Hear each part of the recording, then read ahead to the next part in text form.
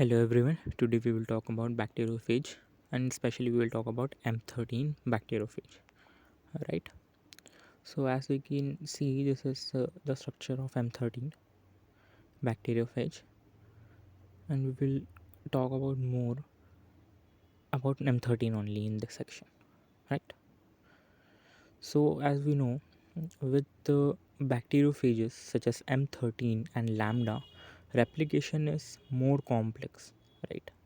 Because there are many it carries several genes essential for its replication only, right? And alteration and deletion or any of this genes can impair or destroy its replicative ability of the molecule, which leads to make less changes from the parent molecule, right? We know that M13 is made up of 6.4 kilo base pair in length, but most of it is uh, closely packed 10 genes which are very essential for the replication of that phage, right? Only a single 507 nucleotide intergenic sequence containing 507 nucleotide containing intergenic sequence इसके अंदर new DNA can be inserted, right? But it itself cannot be remained. It should also remain intact, right? We cannot do any much changes in it, right? So how to do this? How to modify? So there are steps to modify the M13 phage.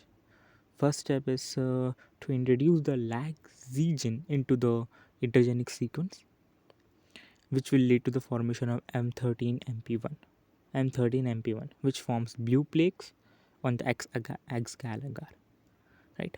X-gal agar, which is made of 5 bromo, 4 chloro, 3 indonyl, beta D, galactosides. M13MP1. M13MP1 do not have any restriction sites in lagzizine. So, but it does contain a hexanucleotide GGA-TTC. GGA-TTC. Hexanucleotide GGA-TTC, which is present near the start of lagz gene. Right. So, by using in vitro mutagenesis alteration, we'll do some alteration in this particular hexanucleotide with the help of in vitro mutagenesis to make a single nucleotide change, right? To make a single nucleotide change, which would make it GAA-TTC. G will be converted into T, due to which it will become an eco R1 site. We know that GAA-TTC is an eco R1 site, right?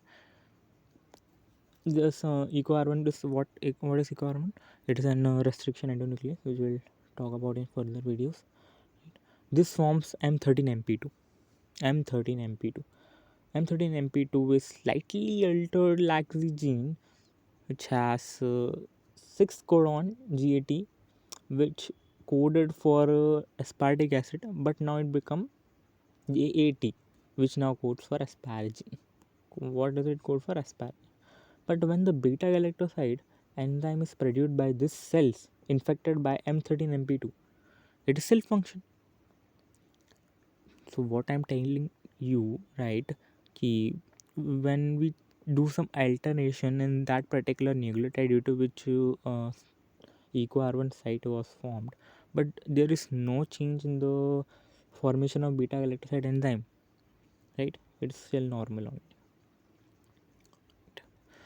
So second step, we will talk about second step, introduction of additional restriction sites into the lag gene.